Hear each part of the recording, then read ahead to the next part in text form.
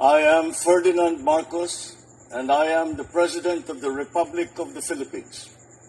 I stand today on behalf of 110 million Filipinos. Hi everyone, hello universe, it's me again. Shout out sa inyo mga bes. Mayroon tayong upload videos, no? Hiramin po natin, i-share natin yung one-on-one interview ni Longdaw, no? Longgaw ba ito? Kay PNP Chief General Torre, mga kababayan, maganda ito, pakinggan nyo. Mayroon siyang nasabi sa nakarang administrasyon. Sabi niya nga, mas ramdam niya ang buhay ng demokrasya sa panahon ni Pangulong Marcos Jr. Napakagandang interview ito, guys, no? So dahil dito mga bes, para kumpleto detalyado, no, ay panoorin niyo po, no, courtesy po ng One News at siyempre kay Mr. Longgaw. Longgaw ba yan? Correct me if I'm wrong, guys. Para kumpleto detalyado, panoorin nyo. Eto na. Matindi ang bashing sa inyo. Matapos yung KOJC, tapos lalo na nung kay Pangulong Duterte. How does your family receive that? Sa family ko naman ay, as much as possible, shield them from all those bashings. Kasi marami, hindi naman gaano nakikilala ang mga bata, hindi ko naman sila expose pati si Mrs. Hindi ko, kaya mga public appearances is wala gaano. On my part naman, okay lang, no problem. We can adjust. We are adapting to it. But I'm sure you've seen some of the memes. I mean, the memes vary from yung talagang may kinalaman sa trabaho mo, yung iba may kinalaman sa, well, sabihin natin Pagmumukha ko. saan galing? Naunaan mo ako dun. Yeah! Hindi ko naman may tatanggi yun. Kaya nga sabi ko, ang palagi kong meme si Diwata eh. Kaya para tabla kami ni Diwata, nagamit niya ang mukha ko, nagamit ko ang mukha niya. Ngayon gagamitin kong paresan niya, magtatayo ko ng paresan. Okay. Libreng mileage yun Police paresan. Police paresan, yeah, pwede. Para pares-pares tayo, pares-pares. Pares, posas at baril. Parang ganun, pwede, no? Posas, baril. Nauunahan ako dito eh. Mas gwapo naman si General Torre, guys. Libre na kagano yung aking. Diba? Nasa YouTube naman to, pabalik-balik nila makita. O di, meron na akong automatic na may plug-in ad na libre pa. Mas gwapo pa rin si PNP. Did you, I'm sure you also, you're also familiar with the perception of you being the man who will shout, "Damn the torpedoes, full speed ahead." Do you agree with that assessment? Parang ikaw yung tipong, ito yung misyon, diretso lang. Kung yung masagasaan, ay malas na lang. Most of the time naman, there are times that you really need to make a choice. So, at the end of the day, iisang buhay natin, saan mo gustong ma-remember? Ang feeling ko naman is something that people will remember you by. So, ganun. Kahit nasa, it transcends into many things that I do. Like golf. Golf. Kahit na golf. Pag ang isang shot ay will take me na mag-lay up, safe shot, lay up and then go to the green, or take the long driver, take the long iron, take the fairway wood, and go straight to the green. Pero napakalaking ng chance na mahulog ka sa jabong. Ang sa akin naman jabong? Wala namang diferensya itong shot na to sa buhay ko sa in the long run.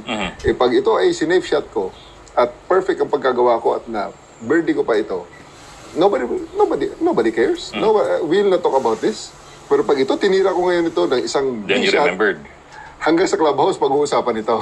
And beyond. So, something like that. And beyond. Ganun yung pag-isip natin, and beyond. So, ito naman, kaya nga may mga risk din na you have to take the risks. But, especially if you believe that it's right and it's for the good of the many people. If you believe that it will benefit the common good, it will be beneficial to the vast majority. And the decision is for you to take it and take the risk, or just sit back and look at how things will unfold without your decision. I'll take the riskier approach. Basta ang magiging bottom line, the possibility of giving better services, giving better, future to our countrymen. Doon. Sir, hindi ako makarelate sa golf eh. Alam ko lang golf eh. Gulp. Anyway, that was a joke. But yeah, you also realize na you're talking kasi about taking the risks. You realize you're taking a lot of risks. You're taking more risks than a lot of other PNP chiefs who have served before you have taken. Hindi pa ka nag-worry doon? Kasi, alam mo, I don't even recall any former PNP chief who has been as controversial as you have before they became PNP chief. And sometimes these things tend to come back later on and, may repercussions, may political repercussions yan. Ito ang uulitin ko naman, Sir Ed, no? Never at any point of my career, I felt more comfortable in following orders than in this administration. Because I'm very sure everything that the President has ordered me, all the orders that I received from the President and all his mga katuwang sa pagsiservisyo sa gobyerno ito, all those orders are legal, all those orders are moral, and all those in all those orders, I firmly believe na dapat gawin sapagkat ito ang tama at ito ang nakabubuti sa mas nakararami. That's interesting to hear. I mean, I've heard it before from you as well, but that's also interesting to hear considering, well, let me bring back something that you said in an interview two months ago. Just to refresh things. Sa isang interview 2 months ago, in-imply ninyo kasi nagkaroon ng excesses nung nangako ang dating Pangulo na sagot niya kayo. Yeah, it's on record naman. Yeah, yes sir. At maraming sumunod sa kanya dahil siya yung duly constituted authority. So let me ask you about a little bit about those things. Una, ano ba yung utos na bumaba nung panahong yon? Di ba? At the end of, i-call muna natin, i-contexto muna natin. Nangako, di ba? Nangako siya. Ako bahala sa inyo. At kitang-kita yon. In so many instances, ang pangako na yun paulit-ulit na ginawa. Yeah. Na-test niya ng pangako. Tinest ni Senator Ray Ontiveros. Do you take responsibility for the death of Kian de los Santos? And Carl Anthony Nunez. Anong sagot? Yeah. So, it is a promise that cannot be substantiated. Kasi siya mismo ang nagsabi, ang criminal liability ay individual. Yeah. Di ba? Sinabi niya yun, maliwanag na maliwanag, which is true. So, obviously, mga pangako na hindi pwedeng gawin because of physical infirmities or impossibility or physics mismo ang magsabi, like jet ski. Di ba? Na, at the end of the day, sasabihin joke only. Tsaka geography. Di ba? Di ba? How can you jet ski to the Kalayaan Island? Di ba? So, ang lalabas at the end of the day is hyperbole, figures of speech. Now, the problem with that, you're left holding the bag. Hindi maliwanag ang hindi maliwanag sa lahat 'yan. Di ba? At the end of the day, pag kritiko ang tumingin yan, maliwanag na yan ay pangako na simula pa lang ginawa ng isang tao na alam niya na siya mismo ay hindi niya kayang tuparin. Yan ang maliwanag diyan. Dito sa administrasyong ito kay BBM, meron bang pangako na gaya niyan na alam natin na infirm right at the very start? Wala eh. Everything, all the orders that I receive are legal, moral, and I firmly believe that this is the good for the great. This is done for the greater good. So, ako'y confident kahit ano pa mangyari in the aftermath of the BBM administration, I'm confident I can confidently say na I can defend myself.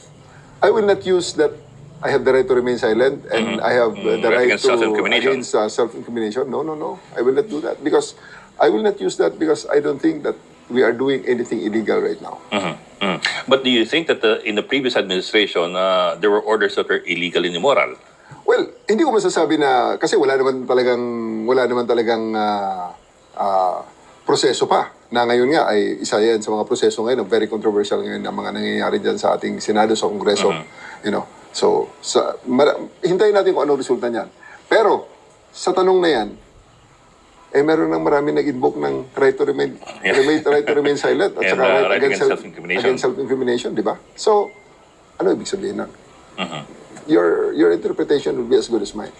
But sir, of course, I also understand that anything you say can and will be used against you. So you also have the right against self-incrimination. But so let me just press forward a bit and see how far I can go. Kasi in that same interview 2 months ago, ang sabi po nga ninyo, may kaso for example sa isang probinsya kung saan 32 ang patay at nanlaban daw sila. So parang in-imply nyo, paano nangyari na sa isang gabi, naging kilala lahat at lumaban sa pulis ng sabay-sabay?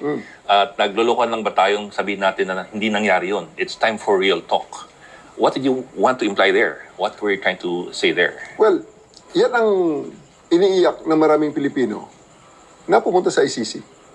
Yeah? Similar cases na sa tingin nila ay hindi, during the time ay hindi mabigyan ng hustisya.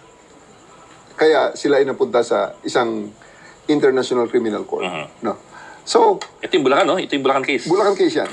Ang sa ICC naman, marami pa eh. Even before the former president was president, before the presidency niya, doon pa sa mga insidente na nangyari sa Davao, ayun ang mga naging topics at mga accusations na dinala sa ICC. Now, on my part naman, ito kasi, nasa level tayo ng policy. Nasa level tayo ng policy. So, to craft the correct policy, responsive to the current times, to the current operational environment, we need to look back kung ano yung base data, kung ano ang mga possible, kung ano ang mga pwede natin paghugutan, parang sa thesis, the review of related literature.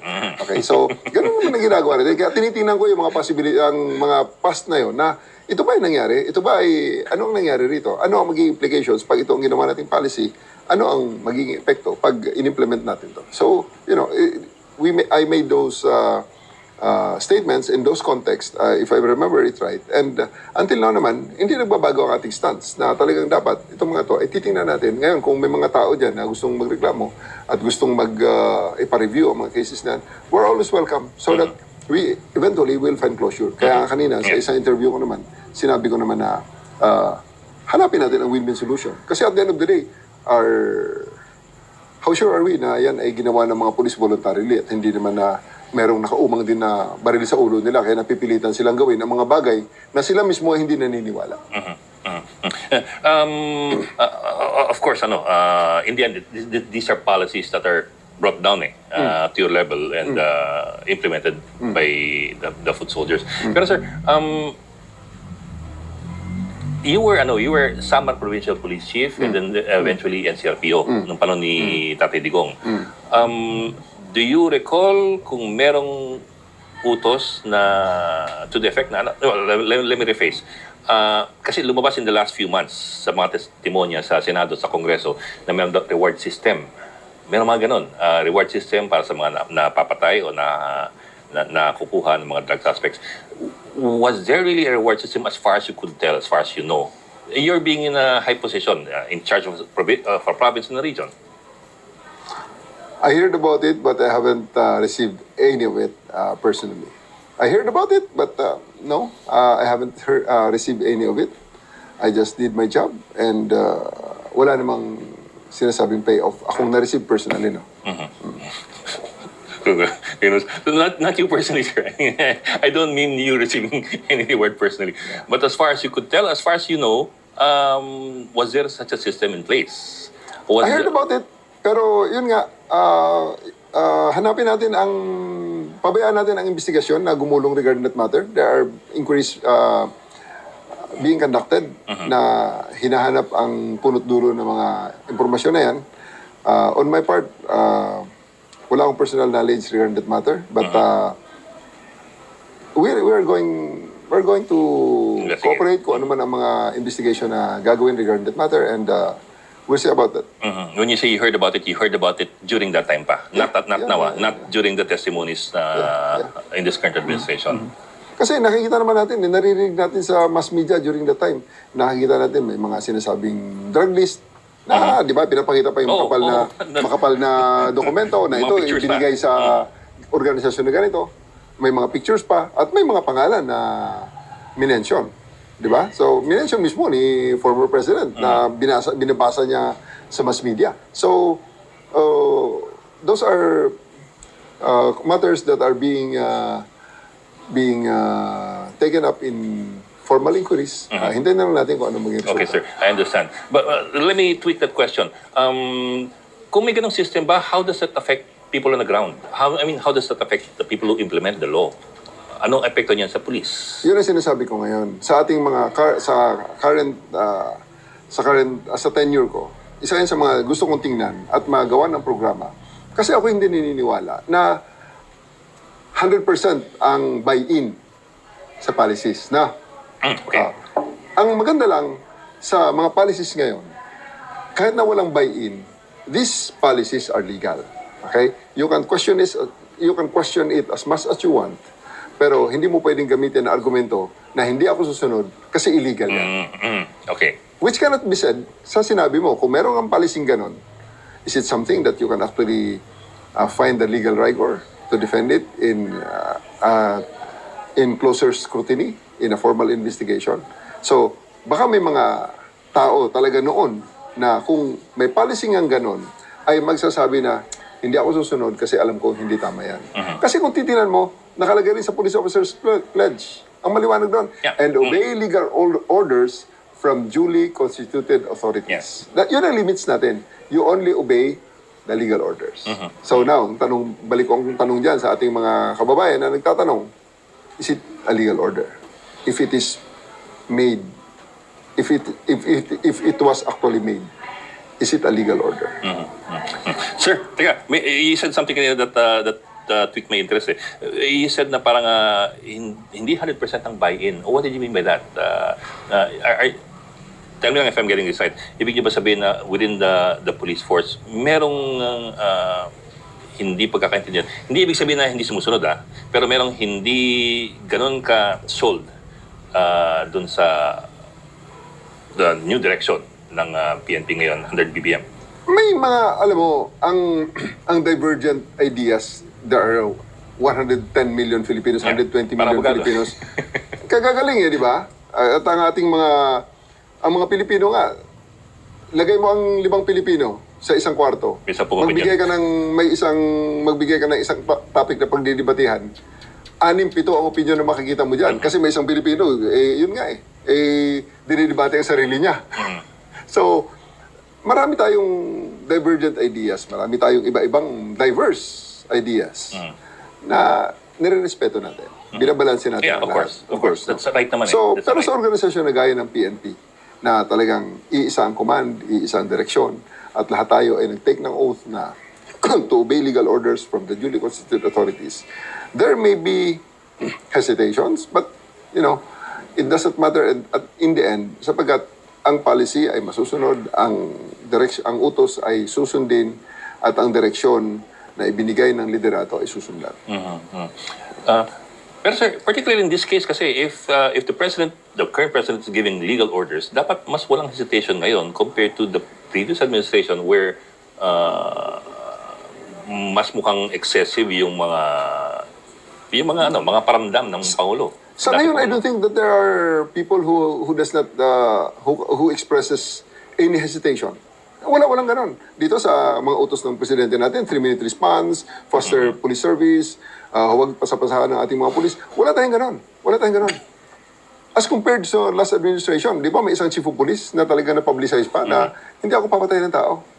There was somebody who actually voiced that concern na hindi ako papatayin ng tao. Hanapin natin ang chief of police na. I think he was a captain during the time, chief of police na isang maliit na bayan.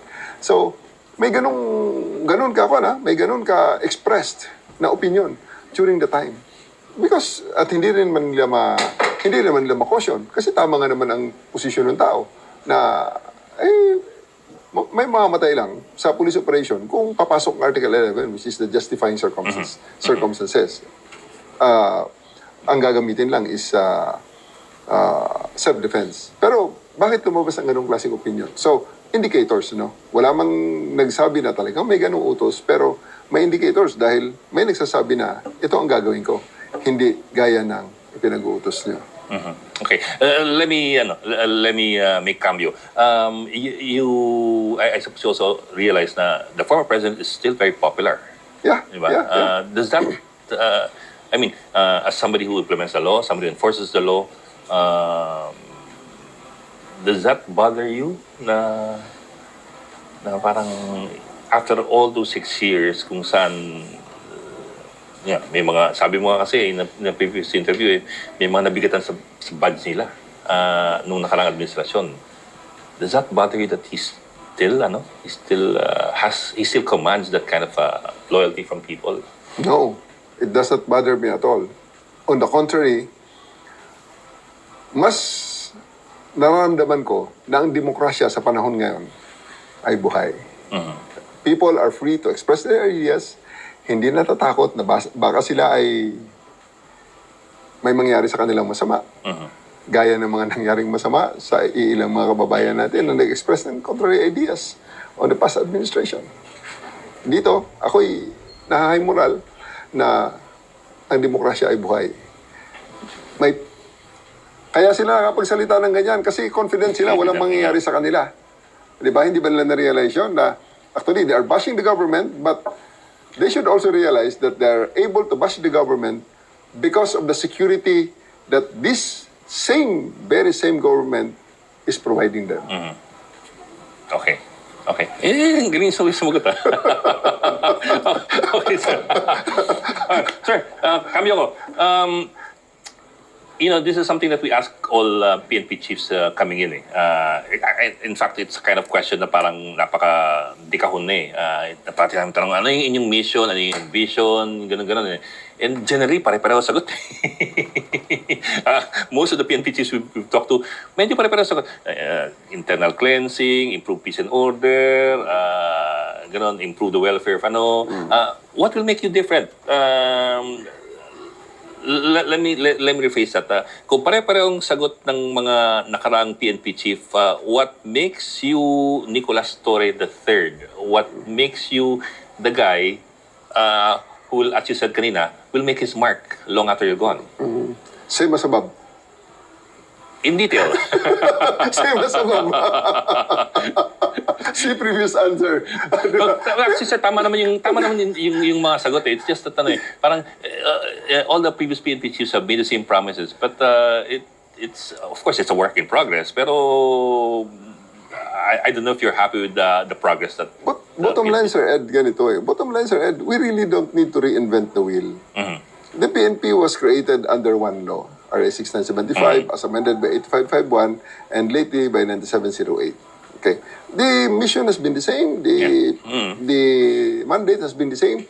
The vision has been the same. So, essentially, ang mangyayari na lang dyan, ang magbibigay na lang siguro ng difference dyan is yung personal touch, yung personal, the personal touch in the implementation of all these policies. So, nakita ko lang naman, ang difference na naman siguro is that I am somebody who was the first recruits, the first officers recruited under the RA 6975. Kami yung mga earliest na mga recruits ng Philippine PNPA. National Police. Philippine National Police. Because during the time is PCINP.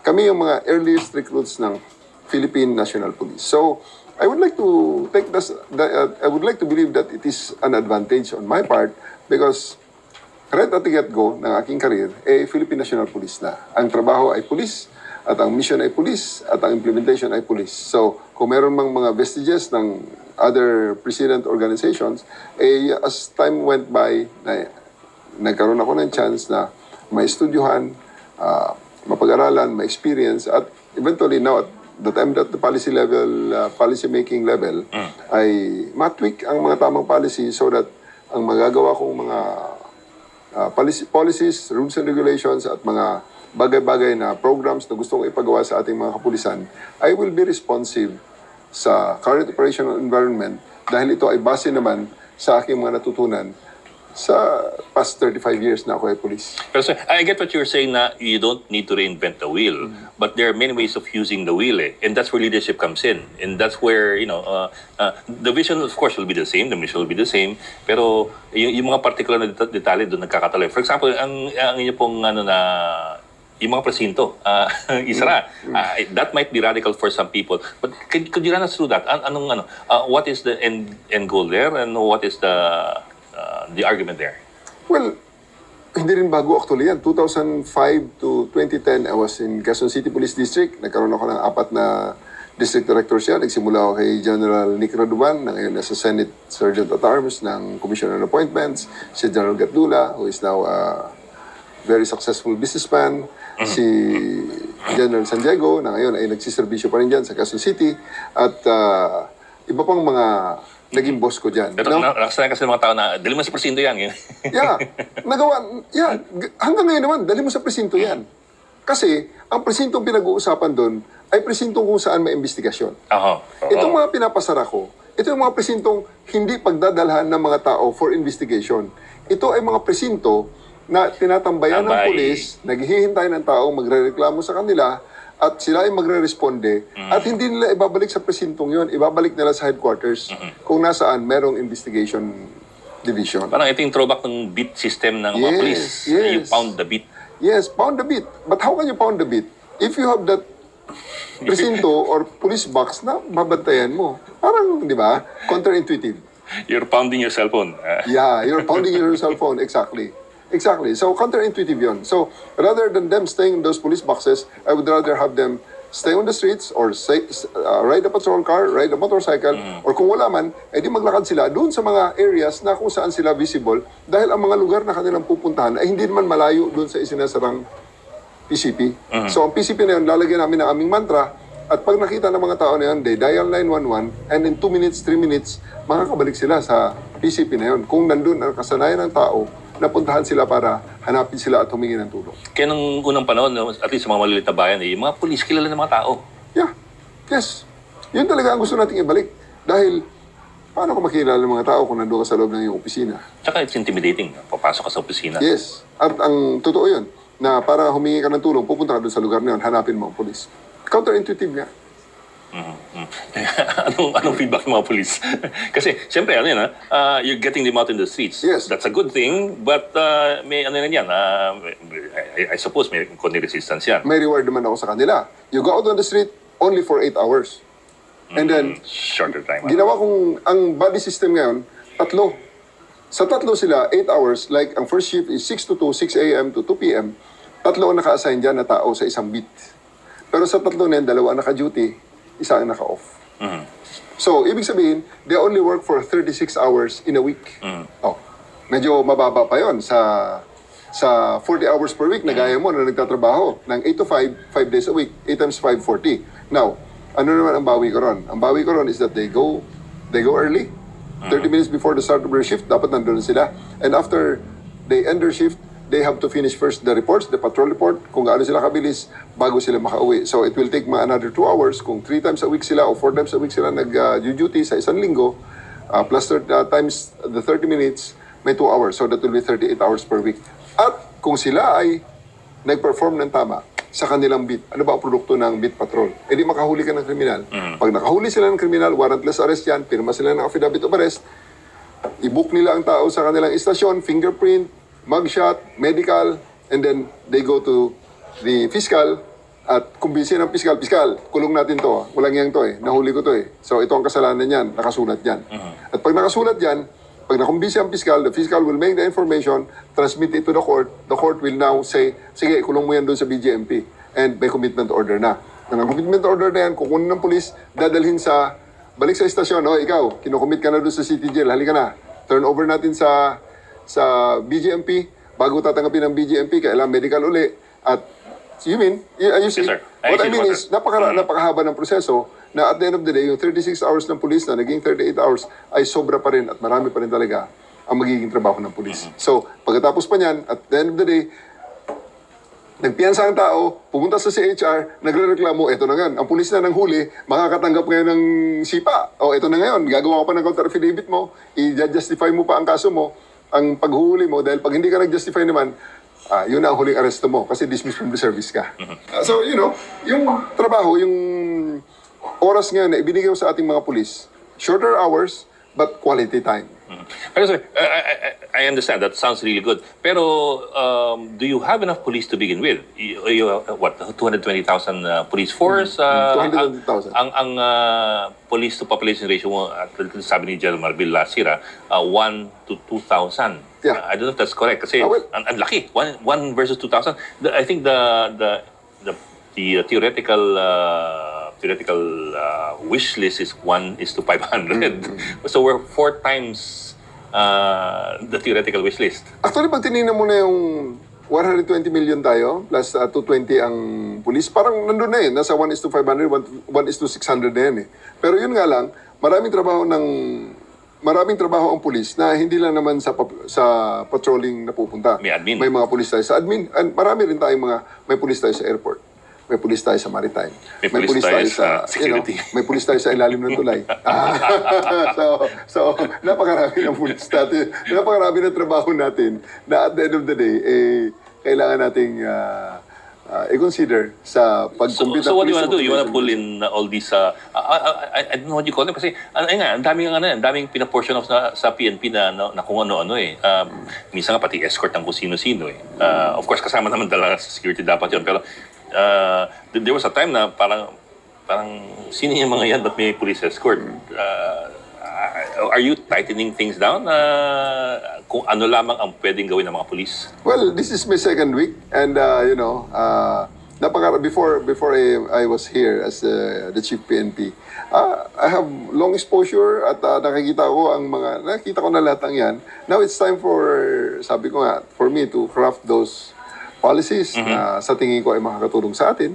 So among those things na tinitingnan natin is the administrative efficiency, including the proper deployment, proper utilization of resources, and also the employment of resources in accordance to their capabilities.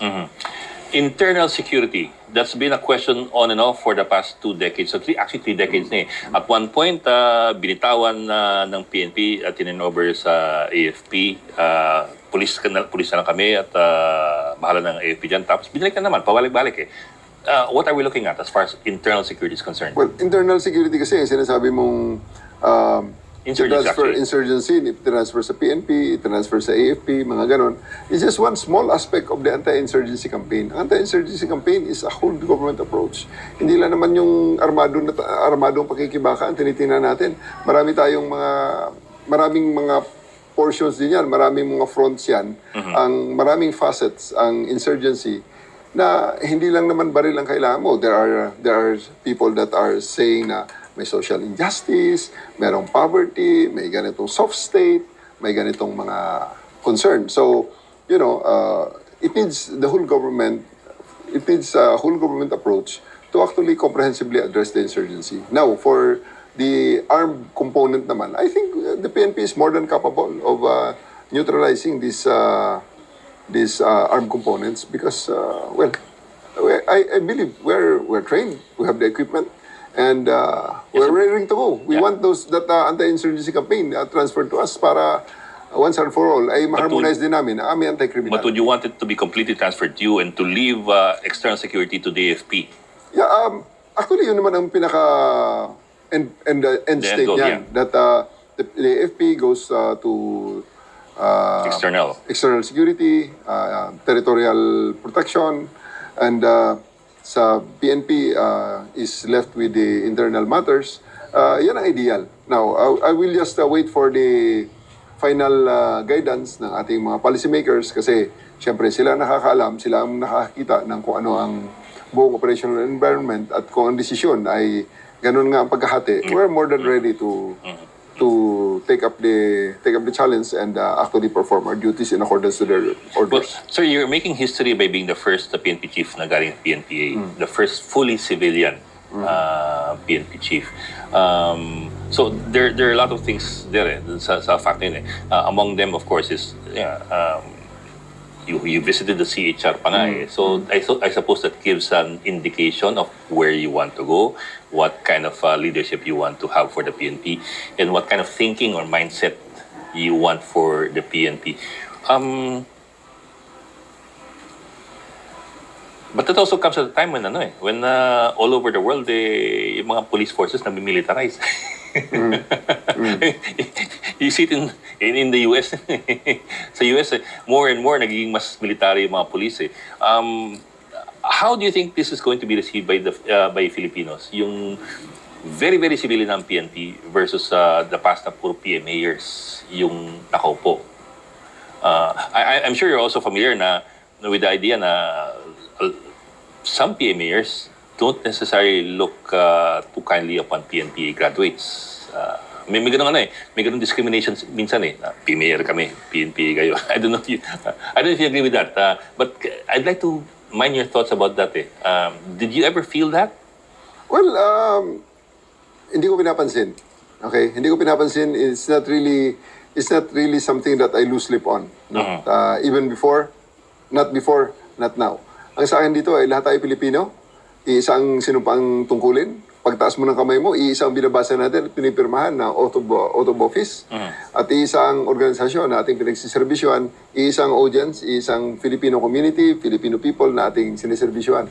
So, ang sa akin dito is, ang pressure lang sa akin dito na nangyari dahil ako ay PNPA, a lot of PNPA graduates now are looking at me and that's a pressure, and that's pressure, added pressure on my part na do good because your colleagues from the PNPA are looking at it. Pero, Example number 1. at the end of the day, iisang organisasyon ang ating ginagalawan, iisang itsura ng tsapa. Wala namang differentiation diyan kung saan ka nanggaling na komisyon. At saka hindi naman PMA at PNPA nandito sa PNP. Nandyan pa ang APOLE. Nandyan yung mga technical services na mga lateral entrance at saka yung mga line units na mga line officers na rose from the rank. They rose from the patrolman up to the officer position na i-consider. At hindi ibig sabihin na hindi sila PNP, hindi sila PMA, ay second-class citizen sila. Hindi. We are all looking, I will be looking at all of them equally. And then the only thing that will matter, especially in position and promotion, will be the things that they've done. Merit-based tayo. Hindi tayo kung saan man nanggaling na komisyon. Sir, I think I'm almost out of time, but let me shift gears then. Kayo po ay anak ng isang dating PC. Can you tell us about that, the childhood and how you were formed by your father and your mother na Kuro, pinanganak sa Hulo, lumaki sa Marbel, mga lugar na not necessarily very peaceful. Or actually very challenging areas.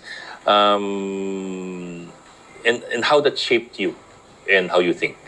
Well, my father is a PC soldier, PC enlisted man. My mother is a teacher. So, you can rest assured that I was brought up in a very loving family. Ang father ko is a very responsible tatay. Ang mother is a very responsible nanay.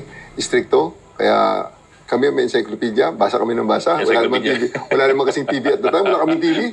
May TV noon. Pero, memoryado namin ng mga encyclopedia sa bahay. May young readers shelf. Nabasa namin yung mga, mga librong nasa tingin ko ay shaped me as a person. And then I was educated in a very good school. At ang impression actually na the place I grew up is challenging. Hindi. Actually, sa totoo lang, 1980 pa lang, meron na kaming mall doon na may escalator. 80s pa lang, elementary pa ako. In Marbel? Yeah, in Marbel. May mall kami doon, may escalator na eh. So, that was in 80s, elementary ako. So, I graduated in 1984. So, can you imagine that? The place, malaki ang place namin. And ang main highway namin is a 4-lane road. So, ganun ang from General Santos, we're just 54 kilometers away. General Santos City na yun noon pa. Coronadal is a very progressive place. And I was educated in a Notre Dame school. Notre Dame, yeah. And then I graduated sa elementary, and then I graduated in the Coronadal National Comprehensive High School sa high school ko. Incidentally, the place where the current commandant of the Coast Guard also hails from. So, isang school kami is just ahead of me by 2 years.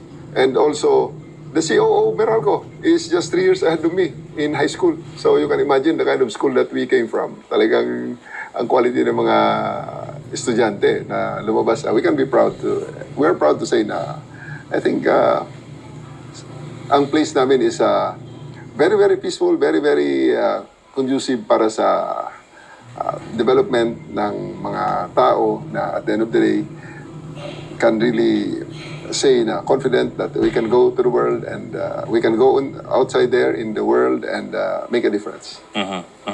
But your father also died under unfortunate circumstances. I think in the line of duty. Yeah. In the line of duty. How did that shape you as well?